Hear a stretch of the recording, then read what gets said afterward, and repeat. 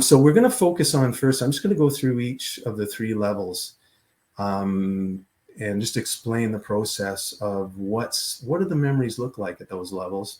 And, the method that I've been guided to use, that I use with clients. And then I'll talk about, there are other methods out there that do similar things. I was talking to Tenya actually about that a lot of the practitioners here, I've noticed a number of them have modalities that they probably use with their clients that cover these three areas when memories will come up and energy that needs to be clearing. So the mind level is the first one. Just be a second here. The mind level is relates to beliefs and limiting patterns. We get that in this life from our parenting, from our parents, how we were brought up, from our life experience, from the time we were conceived till now. On the mind level, we can carry beliefs and patterns the way we're taught to be. We can be honoring our parents, out of love. We can have traumatic experiences from childhood that have created beliefs and patterns that we unconsciously follow from our ancestors and genetic patterns. So it's actually been proven through epigenetics that our ancestors actually can pass down through our grandparents, parents to us ways of being, beliefs and patterns that we unconsciously play out. We could be honoring our family, just unconsciously being a certain way. This is a simple, simple example of it. I go to buy a car the first time. Well, I go to buy a GM. Well, of course, because my dad always bought GMs, right?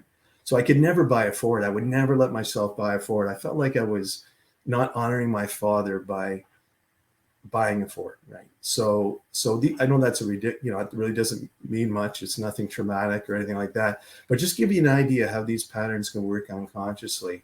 So we can have these patterns from our ancestors, genetic patterns, as well as an influence, and then also from our soul level, our soul path as a soul into incarnations. We can carry patterns of being on a mind level that need to be transformed as well. So all of these areas, I use a method called theta healing, which is a mind level method. I use a heart connected theta healing method. So I do it a little different than other, theta healers that might be out there in the way I was trained.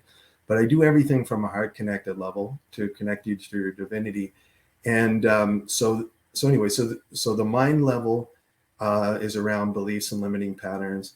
And using the theta healing method, we work on transforming these beliefs and patterns and then replacing them with new patterns or new beliefs, or from the creator's perspective. So it's like the divine truth about beliefs as opposed to a limiting pattern that you got from your experience or your parents or something like that. Okay, so I hope that makes sense. So the next level is the heart level. And the heart level is about emotional attachments. It's more about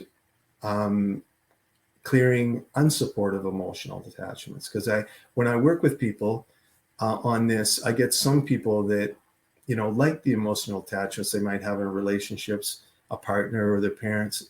And when they think about clearing those emotional attachments, it makes them nervous. They don't want to do that. Oh, I don't want to, lose my emotional attachment to my partner. Well, we're only talking about clearing unsupportive emotional attachments. And these are things we always have from our parents, our mother, father, siblings, relationships we have with people. We can have soul contracts. This is where soul contracts connects as well on an emotional level, where friends that are really close, as opposed to other friends we really don't have, we don't seem to have that emotional connection. So that's a sign there seems to be an emotional attachment. And the thing is, though, is that these emotional attachments are a learning thing from their learning experience. We, as a soul, we choose our parents and some of the partners that we have in relationships in life to learn certain things, right? But once we've learned things, people tend to come to me to clear these attachments and these beliefs and patterns because it's time. They've learned everything from that. That's why they show up at my doorstep. To have me help them facilitate them clear these so they can get on with what they've learned, but to clear these emotional attachments. So what it does is it can free them up to basically to be themselves. So in other words, instead of being They can come from more a soul level connection with the people in their life. And that we work, when I work with them on emotional attachments to clear them, it can finish relationships that don't serve you anymore. So I get the odd person that comes where they're ending a relationship and it's something's keeping them tied to this person. And we'll do a session called the heart code repair, where we can clear those attachments. And in doing so, it frees them and the relationships to end. And I've seen that actually happen really quite easily, in a really nice way. So it serves you, but also serves the other person. Now, the opposite thing can happen is that when we can clear these unsupportive emotional attachments, it can allow you to strengthen the relationship that you're already in.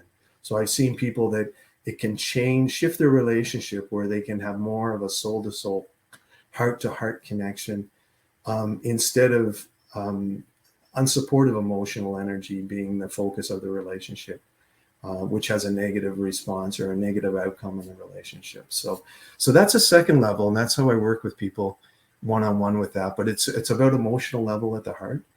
Another area, inner child work would be another example. My wife does that type of work, and she focuses with people. There's there's other modalities out there as well that will help people release these emotional attachments and free them to open their heart as well. Okay.